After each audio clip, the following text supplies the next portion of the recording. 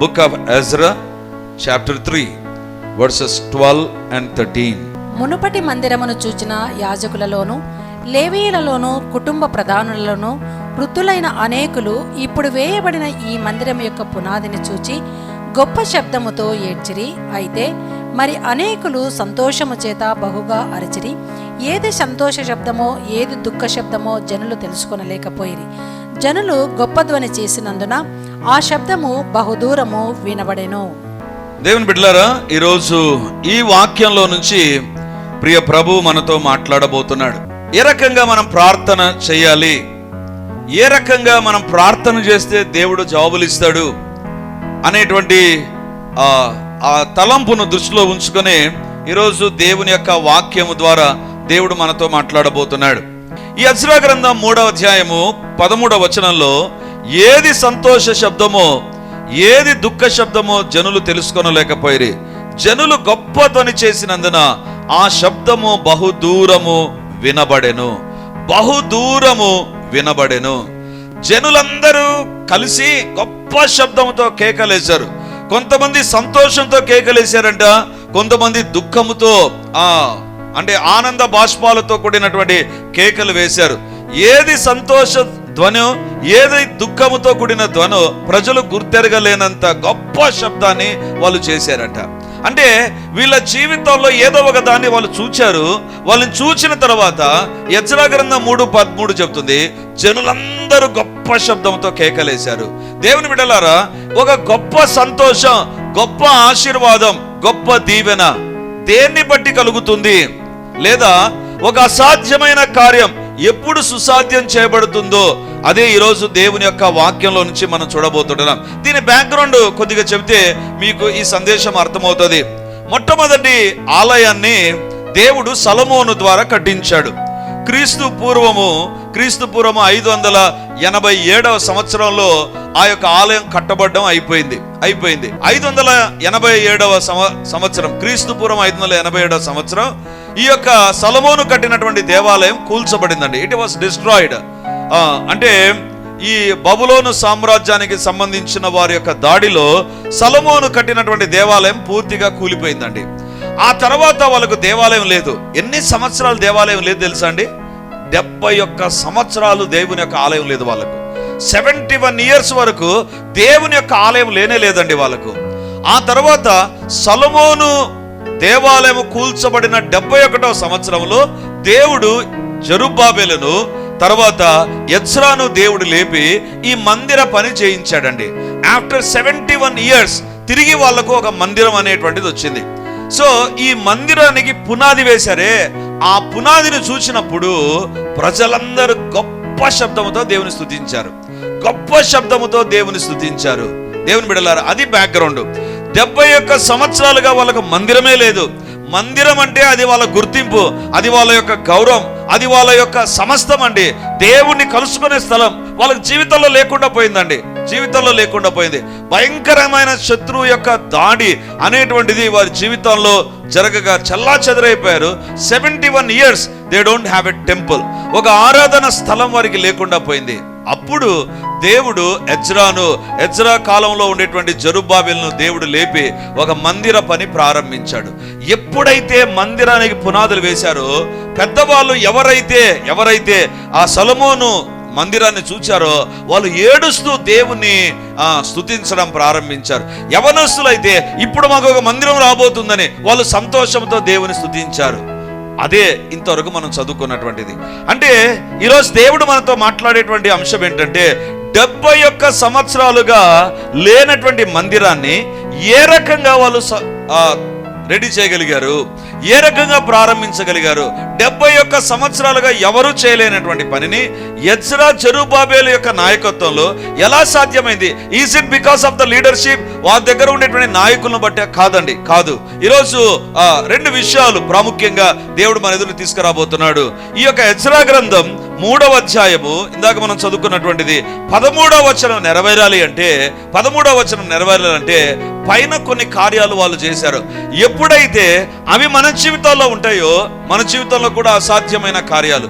71 సంవత్సరాలుగా, అంటే రాజైనటువంటి సొలొమోను అనేకమైనటువంటి అష్టైశ్వర్యాలు కలిగినటువంటి సొలొమోను మందిరాన్ని కట్టాడండి.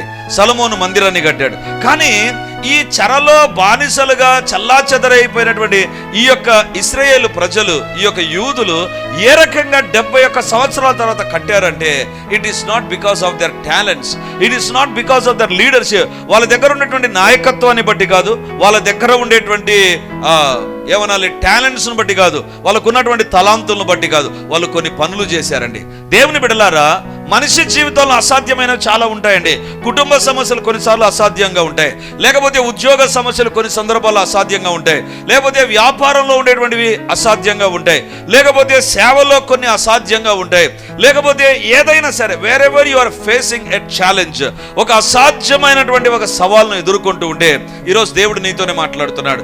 వాటిని ఏ రకంగా ఎదుర్కోవాలి, ఏ రకంగా జయాన్ని సాధించాలి. దేవుని బిడ్డలారా, ఏది సంతోష శబ్దమో ఏది దుఃఖ శబ్దమో గుర్తించలేనటువంటి ఒక గొప్ప ఆనంద కేకలు వాళ్ళు వేశారండి. కారణం ఏంటంటే వాళ్ళ జీవితాల్లో ఉన్నటువంటి అనుభవాలు. ఎలాంటి అనుభవాలు ఉన్నాయి అంటే, మనం ఆయా సమస్యల కొరకు ఆయా ప్రార్థన అవసరతల నిమిత్తమై ప్రార్థన చేయబోతున్నాం. Some are very difficult, some are very challenging. కొన్ని అసాధ్యం అనిపిస్తుంది, కొన్ని ఏ రకంగా జరుగుతుంది అనిపిస్తుంది, కొన్ని ఏ రకంగా సాధించగలం, పొందుకోగలం అనేటువంటి తలంపు వస్తుంది. In spite of all these things దేవుడు మనతో మాట్లాడుతున్న మాట ఏంటంటే, ఈ ఎజ్రా, జెరుబ్బాబెలు, ఆ ప్రాంతంలో ఉన్న ప్రజలు ఏం చేశారో అది మనం చేయగలిగితే చాలండి. అది మనం చేయగలిగితే చాలు. వాళ్ళు ఏం చేశారు? మొదటి వచనాన్ని మనం చదువుకున్నాం. ఇందాక 13వ వచనాన్ని మనం చదువుకున్నాం. ఎజ్రా గ్రంథం 3వ అధ్యాయం 13వ వచనాన్ని మనం చదువుకున్నాం.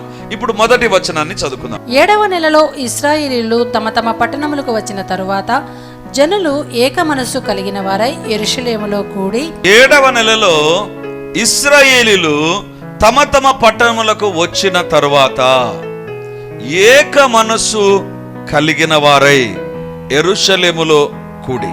గొప్ప అసాధ్యమైన పని ఎప్పుడు సాధ్యపరచబడింది అంటే, ఎప్పుడు సాధ్యపరచబడిందంటే వాళ్ళందరూ కూడి ఒక స్థలానికి వచ్చినప్పుడు కాదు. బైబిల్లో వ్రాయబడింది, ఆయా ప్రాంతాల్లో ఉండే వాళ్ళందరూ మేము ఈ స్థలానికి రావాలని తీర్మానం చేసుకున్నప్పుడు కాదు. బైబిల్లో వ్రాయబడింది, వాళ్ళు ఏక మనస్సు కలిగి ఉన్నప్పుడు. దేవుని బిడ్డలారా, ఏక మనస్సు కలిగినటువంటి కుటుంబంలోనైనా, ఏక మనస్సు కలిగినటువంటి సంఘంలోనైనా, ఏక మనస్సు కలిగిన ప్రార్థన చేసే గుంపు దగ్గరైనా ప్రతి అసాధ్యము సుసాధ్యమేనండి. నమ్మిన వారు గట్టిగా ఆమేనంటారు. They came from different places. వివిధ ప్రాంతాల నుంచి వచ్చారండి. వివిధ ప్రాంతాలు, వివిధ కల్చర్స్, వివిధ రకాలైనటువంటి ఆర్థిక స్థితిగతులు, ఆధ్యాత్మిక స్థితిగతుల నుంచి వాళ్ళు వచ్చారండి. కానీ వాళ్ళందరూ వచ్చినప్పుడు వాళ్ళ బ్యాక్గ్రౌండ్ను బట్టి, వాళ్ళ దగ్గర ఉన్నటువంటి సమస్యను బట్టి 71 సంవత్సరాలుగా సాధ్యం కాంది ఇప్పుడు సాధ్యమవుతుందా అని అనుకోలేదండి. బైబిల్లో వ్రాయబడింది, ఏక మనస్సు కలిగి అంటే వివిధ స్థలాల్లోంచి వచ్చినటువంటి వారికి వివిధ రకాలైనటువంటి మనస్తత్వాలు లేవు, వివిధ రకాలైనటువంటి ఆలోచనలు లేవు. ఎక్కడ జరుగుతుందబ్బా, 71 సంవత్సరాలుగా జరిగింది, ఇప్పుడు ఎట్లా జరుగుతుంది?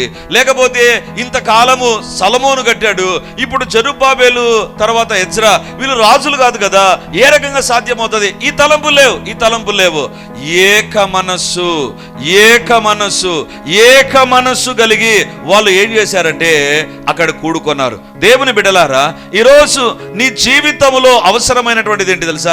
ఎలా ప్రార్థన చేయాలి తెలుసా? ఒకరు ఏ అంశం నిమిత్తం ప్రార్థన చేస్తున్నారో అదే అంశాన్ని బట్టి మనం ఏకీభవించి ప్రార్థన చేయాలి. అంటే ప్రార్థించే సహోదరుడు కానీ సహోదరి కానీ ఒక అంశం నిమిత్తమై ప్రార్థన చేస్తుండగా అదే అంశంతో మనం ఏకీభవించాలి, ఏక మనస్సు కలిగి ఉండాలి. ఒకవేళ అందరూ కలిసి కడపలో ప్రజల రక్షణ నిమిత్తమై ప్రార్థన చేయాలి అన్నప్పుడు ఆ సహోదరి ప్రార్థన చేస్తుంది అనుకుందాం, ఆ సహోదరుడు, మనం కూడా ఏం చేయాలంటే కామ్గా ఉండొద్దు, అద్భుతం జరగదు.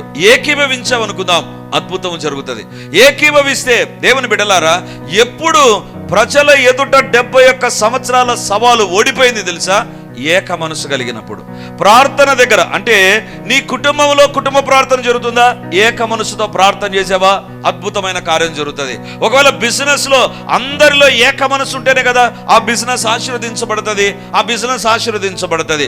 ఒక ఫుట్బాల్ టీం అందరు కలిసి ఏకంగా ఆలోచన చేసి ఒకే ఒక గురి కలిగి వాళ్ళు ఆట ఆడారనుకో, they will get a prize. ఒక టీం యొక్క సక్సెస్ అయినా, ఒక కుటుంబం యొక్క సక్సెస్ అయినా, ఒక దేశం యొక్క సక్సెస్ అయినా దేనిపైన ఆధారపడి ఉంటుంది? ఏక మనసు. ఈరోజు భారతదేశంలో నెమ్మది ఉంది, కానీ మన ప్రక్కన ఉన్నటువంటి నేపాల్లో సమాధాన పరిస్థితులు లేవు. ఎందుకు? స్టూడెంట్స్ అందరు యూత్ అంతా వాళ్ళంతా కోపోద్రేకులై వాళ్ళు ప్రభుత్వానికి వ్యతిరేకంగా ఎప్పుడైతే వాళ్ళు ప్రభుత్వాన్ని వ్యతిరేకించారో, వాళ్ళు చేసే అన్యాయాల అక్రమాలు వ్యతిరేకించారో దేశం అల్లకల్లోలం అయిపోయింది.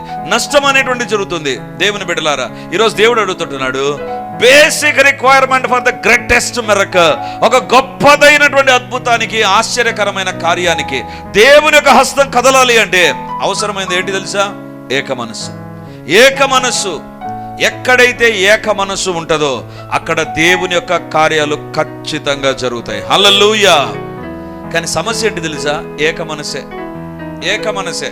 ఒకరు ప్రార్థన చేస్తున్నారు అనుకో, ఆమె ఏంటి ప్రార్థన చేస్తుంది, ఈమెంటి ఇట్లా ప్రార్థన చేస్తుంది, వీళ్ళ ప్రార్థన చేసేది, వీళ్ళ అడిగేది ఏంటి, ఇలా అడుగుతున్నారే.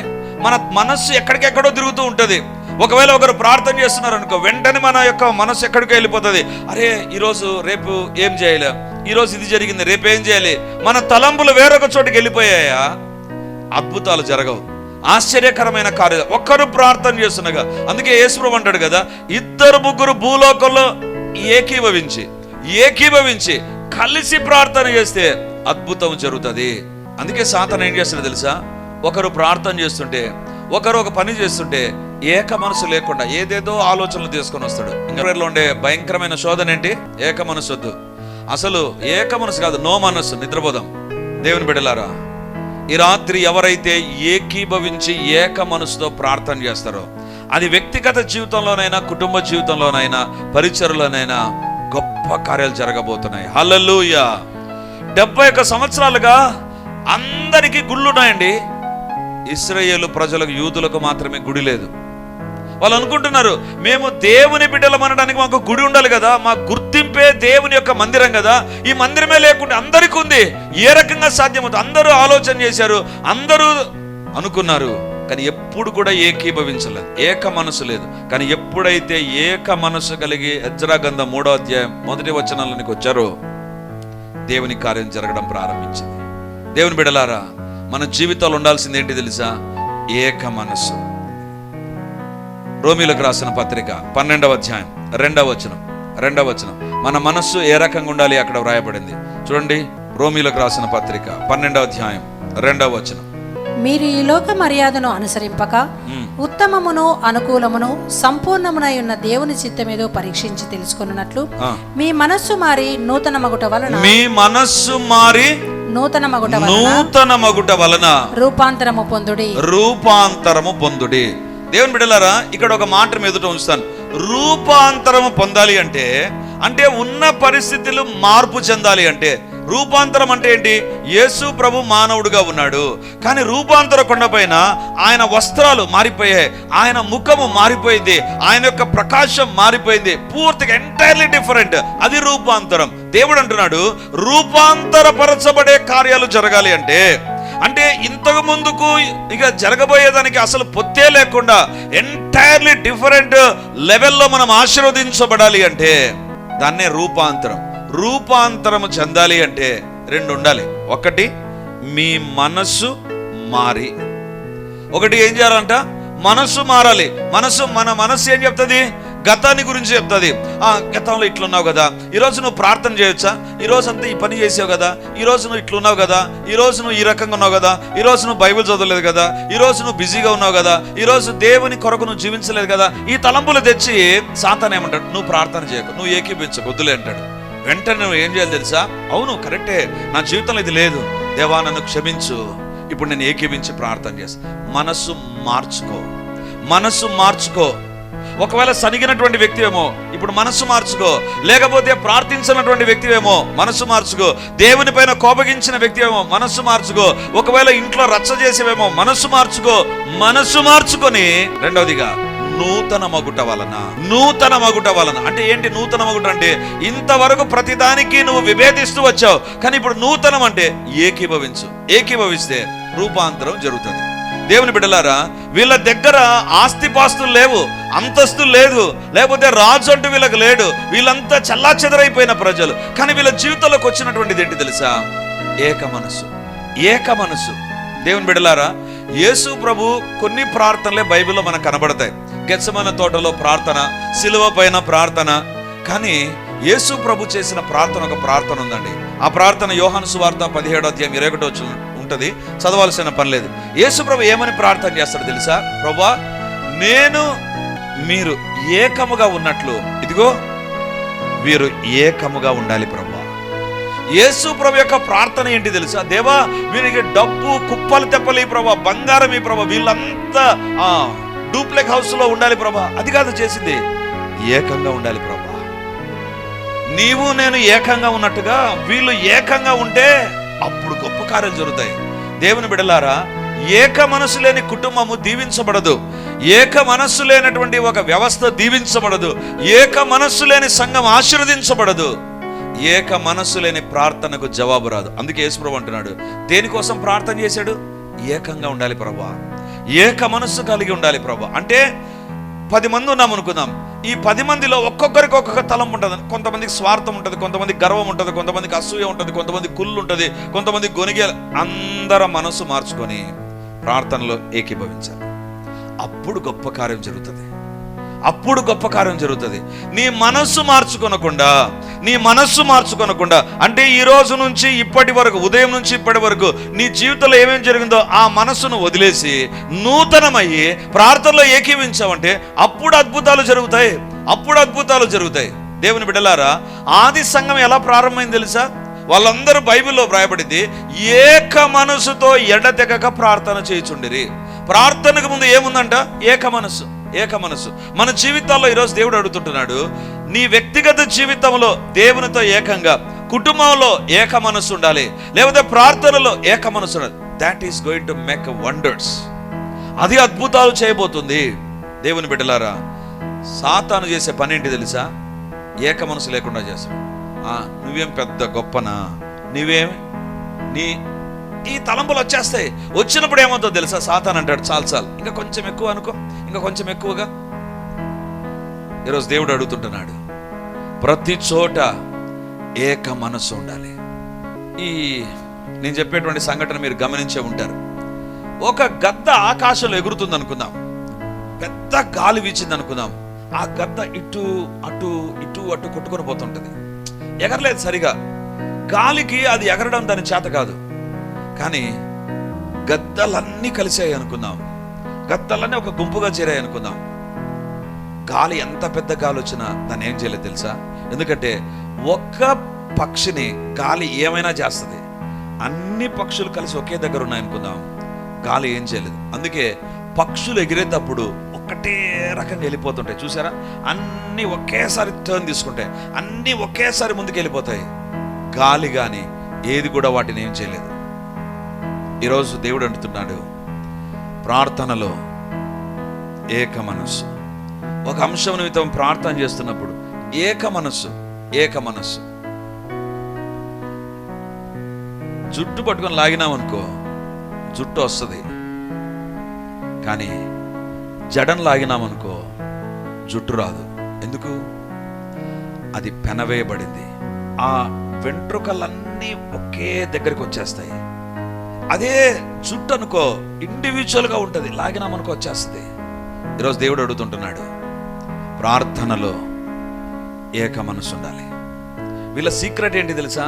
71 సంవత్సరాలుగా జరగనటువంటిది, ఒక అసాధ్యమైనటువంటిది వీళ్ళ ఎదుట ఎందుకు తల వంచింది అంటే ఒకటే ఒక కారణం, ఏక మనస్సు.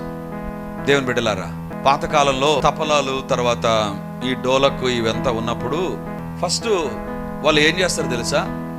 కీబోర్డ్లో సి కార్డ్ పట్టండి బ్రదర్ అంటారు. సి ఇట్లా పట్టిన తర్వాత ఆ కార్డ్ను ప్రెస్ చేసిన తర్వాత తపలాను ట్యూన్ చేసుకుంటారండి. తపలాను కొట్టి ఆ రెండు ఒకే శృతిలోకి వచ్చేటట్టు చేసుకుంటారు. తపలా అయినా డోలక్. ఇప్పుడు అంతా ఎలక్ట్రానిక్ డివైస్ కాబట్టి ఇంకేం లే, ఆటోమేటిక్గా ట్యూనింగ్ అయిపోయి ఉంటుంది. అంటే 4-5 ఇన్స్ట్రుమెంట్స్ చక్కగా ప్లే చేయాలంటే అవన్నీ ఒకే రకంగా ట్యూన్ చేయాలి, ఒకే రకంగా రావాలి. అంటే ఆ ఇన్స్ట్రుమెంట్స్లో ఒకే రకమైన శృతిలోనికి రావాలి. అప్పుడే చక్కగా స్వరం బయటికి కనపడుతుంది. ఈరోజు దేవుడు అడుగుతుంటున్నాడు, గొప్ప అద్భుతాలు, గొప్ప సూచక్రియలు ఎక్కడున్నాయి తెలుసా? ఏక మనస్సు. భార్యాభర్తలు ఇద్దరు కొట్లాడుకున్నారు అనుకుందాం, కుటుంబం బాగుంటుందా? భార్యాభర్తలు ఒక రకంగా ఉండి పిల్లలంతా ఒక రకంగా అయిపోయి కొట్లాడుకున్నారు అనుకుందాం, కుటుంబం బాగుంటుందా? ఉండదు. ఎందుకు తెలుసా? వాళ్ళలో ఏక మనసు లేదు, అయిపోయి కుటుంబం చిన్నాభిన్నం అయిపోతుంది. ఈరోజు దేవుడు అడుగుతుంటున్నాడు, ఏక మనస్సు కలిగి ఉండాలని దేవుని ప్రార్థన మన జీవితాల్లో. ఈరోజు ఈ ప్రార్థనలో ఒకరు ప్రార్థన చేస్తుండగా ఒకే ఒక మనసు ఆ ప్రార్థన అంశంతో ఏకీభవిస్తాం. ఆ ప్రార్థన అంశంతో మనం ఏమనాలి, జాయిన్ అయిపోయి, దేవా ఈ ప్రార్థన నేను ఏకీభవిస్తున్నా, కార్యం జరిగించు ప్రభా. దేవుడు తన కార్యాన్ని జరిగిస్తాడు. మొట్టమొదటిగా they came with one accord, ఏక మనస్సుతో ఏక ఆత్మతో వాళ్ళు దేవుని దగ్గర కలిసి రావడం ప్రారంభించారు. రెండవదిగా ఏం జరిగింది చూడండి, 3వ అధ్యాయం 2వ వచనం. 3వ అధ్యాయం 2వ వచనం. యోజాదాకు కుమారుడైన యెషూవాయును యాజకులైన అతని సంబంధులను, షేల్తీయేలు కుమారుడైన జెరుబ్బాబెలును అతని సంబంధులను లేచి దైవజనుడైన మోషే నియమించిన ధర్మశాస్త్రమునందు వ్రాయబడిన ప్రకారముగా దహన బలులు అర్పించుటకై ఇశ్రాయేలీయుల దేవుని బలిపీఠమును కట్టిరి. రెండవదిగా వాళ్ళు ఏం చేశారు? ఇశ్రాయేలీయుల దేవుని బలిపీఠమును కట్టిరి. అంతవరకు బలిపీఠం లేదండి. ఇశ్రాయేలు ప్రజలకు బలిపీఠమే లేదు. బలిపీఠం లేకుండా ఉండగా మొట్టమొదటిగా ఏక మనసు, రెండవదిగా వాళ్ళందరూ కలిసి వచ్చినప్పుడు వాళ్ళు అనుకున్నారు, ఇప్పుడు ఏక మనసే కాదు కావాల్సింది, ఒక బలిపీఠాన్ని కడదాము. అంటే ఆయా రాళ్ళను తీసుకొని వచ్చి, చక్కని రాళ్ళు, బలిపీఠం ఎట్లా కట్టాల్సింది దేవుడు ఈ ధర్మశాస్త్రం వివరించాడు. మొలచనటువంటి రాళ్ళు, సుత్తి పడనటువంటి రాయి తీసుకొని వచ్చి దానితో బలిపీఠం కట్టాలి. ఒక ఎత్తైన ఒక టేబుల్ లాగా కట్టి దానిపైన పశువును లేదా కర్రలను పెట్టి ఆ తర్వాత పశువును పెట్టి దహన బలి ఇవ్వాలి, బలిపీఠాన్ని కట్టాలి. దేవుని బిడ్డలారా, ఇశ్రాయేలు ప్రజలు అందరూ ఏం చేశారు తెలుసా? ఒక పని చేయడానికి పూనుకున్నారు. ఏంటంటే, ఒకటి ఏక మనసు, రెండవదిగా బలిపీఠాన్ని కట్టారు. అంటే వాళ్ళు యాక్చువల్గా దేన్ని కట్టాలనుకున్నారు? మందిరాన్ని కట్టాలనుకున్నారు. మందిరం కట్టాలంటే పునాది వేయాలి, లేదా మన ప్రాంతంలో చెప్పాలంటే ముగ్గేయాలి. ఫస్ట్ ముగ్గేసి ఆ తర్వాత మందిర పనులు ప్రారంభించాలి. ముగ్గేయక ముందు, పునాది తీయక ముందు, గోడ కట్టక ముందు, సామాన్లు తీసుకురాకముందు వాళ్ళు చేసిన పని ఏంటి తెలుసా? బలిపీఠాన్ని కట్టారు. బలిపీఠాన్ని కట్టారు. అంటే మన జీవితంలో ఏ పని ప్రారంభించక ముందు ఉండాల్సింది ఏంటి తెలుసా? బలిపీఠం. ఎప్పుడైతే ముందు ఉండాల్సినటువంటి బలిపీఠం మన జీవితాల్లో ఉండదో, మిగిలినవన్నీ కూడా జరిగినట్టుగానే ఉంటాయి, జరగవు. జరుగుతున్నట్టుగా ఉంటాయి, కంప్లీట్ కావు, లేదా అది ఏదో ఒక అడ్డంకులు వచ్చేస్తాయి. ఇక్కడ వీళ్ళు 71 సంవత్సరాలుగా కట్టబడని మందిరం కట్టబడడానికి వాళ్ళు కారణం ఏంటంటే ఏక మనసు ఒకటి, రెండవదిగా బలిపీఠాన్ని కట్టారు. బలిపీఠం అంటే ఏంటండి? మొట్టమొదటిగా నోవహు బలిపీఠాన్ని కట్టాడు. ఆ భాగంలోకి తర్వాత వద్దాం. నోవహు బలిపీఠాన్ని కట్టాడు. ఎందుకు బలిపీఠాన్ని కట్టాడంటే, దేవునికి తనకు మధ్య ఒక బలిపీఠం అవసరమైంది. అంటే దేవుణ్ణి కలుసుకునేటువంటి స్థలమే బలిపీఠం అండి. దేవుని కలుసుకునేటువంటి స్థలం. ఏక మనసుతో నువ్వు ప్రార్థన చేయడం ప్రారంభించు. నీ ఇరుగు పొరుగు వారితో ఏక మనసు, నీ ఉద్యోగ వ్యాపారాల్లో ఏక మనసు, ఇది నీ జీవితంలో ఉండాలి. నీవు పోట్లాడే వ్యక్తిగా, విభేదాలు కలిగించే వ్యక్తిగా, విడగొట్టి చెడగొట్టే వ్యక్తిగా ఉండకూడదు. మనము ఈ 2 విషయాలు కలిగి ఉండవాలి. ఒకటి ఏక మనస్సు, రెండవదిగా పట్టుదలతో ప్రార్థన. పట్టుదలతో ప్రార్థన. ప్రతి అవసరత ఎజ్రా జెరుబ్బాబెలు అవసరత తీర్చబడ్డాయి. ద్రవ్యం ఇచ్చేవారు ద్రవ్యం ఇచ్చారు, నూనె ఇచ్చేవారు ఆహారం ఇచ్చేవారు, ఎవరు ఏమి ఇవ్వాలని ఇచ్చారు, పని చేసే వాళ్ళు చేశారు. వారి అవసరతలన్నీ తీర్చబడ్డాయి.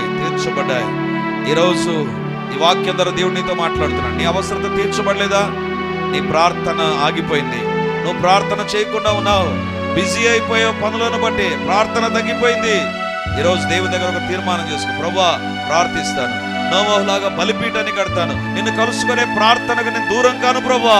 శక్తి కలిగినటువంటి దేవా, పరిశుద్ధాత్మ దేవానికి వందనాలు. ఒకటి క్షమాపణ ప్రార్థన, రెండవదిగా ప్రార్థన కొరకైనటువంటి ప్రార్థన చేద్దాం. ఎజ్రా గ్రంథంలో వ్రాయబడినటువంటి ఆ గొప్ప కార్యము వెనక, ఒక గొప్ప కార్యం వెనక, గొప్ప ఆశీర్వాదం వెనక, గొప్ప ఒక విడుదల వెనక, ఒక చరిత్ర వెనక, ఒక చారిత్రాత్మకమైన కార్యం వెనక రెండు విషయాలు మేము చూసాం ప్రభా. ఏక మనస్సు బలిపీఠం, ఏక మనస్సు బలిపీఠం. నాయనా మాలో ఏక మనస్సు దయచేయండి ప్రభా. మా మనస్సు మారి నూతన మరచబడాలి ప్రభా. మా మనస్సు మారి నూతన పరచబడాలి ప్రభా. మా మనస్సు లోక సంబంధమైన ఆలోచనలు కలిగిన మనసేమో లోక సంబంధమైనటువంటి తలంపులకు, లోక సంబంధమైన పద్ధతులకు, లోక సంబంధమైన ఆకర్షణలకు, లోక సంబంధమైన స్థితిగతులకు, లోక సంబంధమైన వాటికి మా మనస్సు ఈడవబడుతూ ఉంటే నాయనా మన్నించండి. మీ శిలువ రక్తం మమ్మల్ని కడుగునుగాక. మా మనస్సు మారునుగాక, మా మనస్సు మార్చబడునుగాక. దేవుని మనస్సు మాకుండునుగాక. క్రీస్తు యేసు కలిగిన మనస్సు మేము కలిగి ఉండాలి నాయనా. దేవా, ద్విమనస్కులుగా మేము ఉండకూడదు నాయనా. దేవుని బిడ్డలుగా కనబడుతూ సాతాను బిడ్డలుగా కనబడేటువంటి ఆ ద్విమనస్కు, ఆ మోసపూరితమైన వేషధారణ జీవితం మా ఒక్కొక్కరిలో తొలగిపోవునుగాక. రెండు రకాలైన జీవిత విధానాలు, రెండు రకాలైన వ్యక్తిత్వాలు, రెండు రకాలైనటువంటి పద్ధతులు, సాంప్రదాయాల మధ్య ఎవరైతే ఉంటున్నారో వారి జీవితాల్లో వారు దూరం అయిపోతున్నారు. ఆశీర్వాదాలకని ఈరోజు తెలిపారు ప్రభా. Lord, convict everybody. ఈ వాక్యం మీద ప్రతి ఒక్కరిని మీరు ఒప్పించండి నాయన, ఒప్పించండి ప్రభా, ఒప్పించండి నాయన. మా మనస్సు మారునుగాక, మా మనస్సు మార్చండి ప్రభా. నూతన మనస్సు మాకు కలుగునుగాక. నూతన మనస్సు కలిగి రూపాంతరము చెందబడుదుముగాక, రూపాంతరపరచబడుదుముగాక, రూపాంతరపరచబడుదుముగాక. దేవా, మీరే మమ్మల్ని దర్శించండి. మీ ఆత్మ కార్యాలు స్వామి మీరు జరిగించండి నాయనా, మీరే జరిగించండి. అంధకార శక్తుల యొక్క క్రియలు లయమైపోవునుగాక, లయమైపోవునుగాక నాయనా. మా జీవితాల్లో ప్రతి విషయంలో ప్రార్థన చేయుదుముగాక, ప్రార్థించుదుముగాక. ప్రార్థనా సమయాలు పెరుగునుగాక. మా ప్రార్థన జీవితము ముందుకెళ్ళునుగాక. ఆగిపోక ప్రార్థనలో సాగిపోదుముగాక.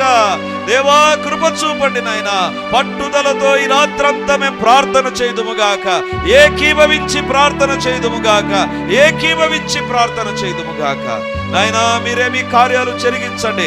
అంధకార శక్తులను బంధించండి నాయనా. అపవిత్రాత్మ క్రియలు లయమగునుగాక.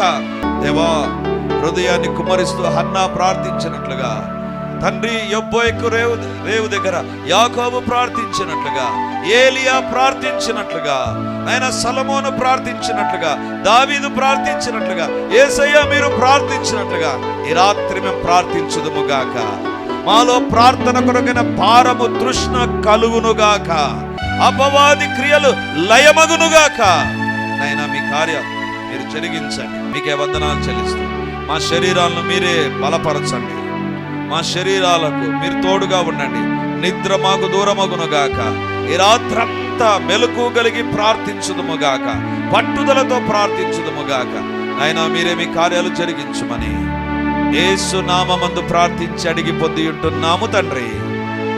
ఆమేన్, ఆమేన్, ఆమేన్, ఆమేన్.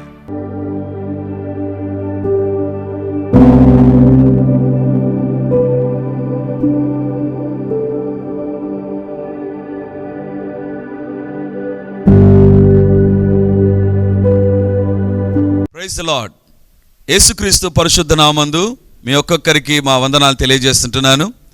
రిడీమర్ చర్చిలో మొదటి ఆరాధన 8 గంటలకు ప్రారంభమవుతుంది. రెండవ ఆరాధన 10 గంటలకు ప్రారంభమవుతుంది. మూడవ ఆరాధన సాయంత్రం 7 గంటలకు ఉంటుంది. దేవుని బిడ్డలారా, ఎవరైనా ఉదయం ఆయా పనులు కలిగి రెండవ ఆరాధనలకు రాలేకపోతున్నారని భావించి ఈ యొక్క మొదటి ఆరాధన ప్రారంభిస్తున్నాం. సో ఈ యొక్క అవకాశాన్ని సద్వినియోగం చేసుకొని దేవుని యొక్క సన్నిధికి వచ్చి దైవ దీవెనలు మీరు పొందాలని కోరుతున్నాం. మొదటి 2 ఆరాధనలు మాత్రమే ప్రభు బల్ల ఉంటుంది. కాబట్టి సిద్ధపడి దేవుని సన్నిధికి రమ్మని మిమ్మల్ని కోరుతూ ఉన్నాను.